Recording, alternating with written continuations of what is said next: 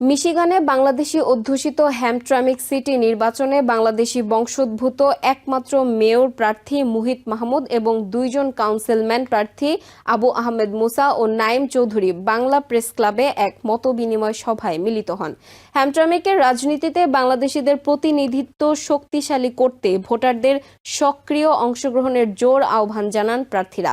Press club সভাপতি সৈয়দ শাহেদুল হকের সভাপতিত্বে মতবিনিময় সঞ্চালনা করেন press club secretary Tofayel Reza Sohel.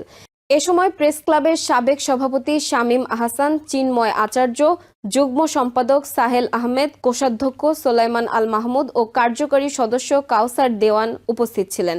আগামী 4 নভেম্বর হ্যামট্রামিক সিটির সাধারণ নির্বাচন অনুষ্ঠিত হবে। মেয়র পদে লড়ছেন 3 জন প্রার্থী। কাউন্সিল সদস্য 3টি পদের বিপরীতে প্রতিদ্বন্দ্বিতা করছেন 6 জন প্রার্থী। নিউ ইয়র্ক থেকে সম্প্রচারিত TVN 24 টেলিভিশন বিশ্বজুড়ে বাঙালির কণ্ঠস্বর।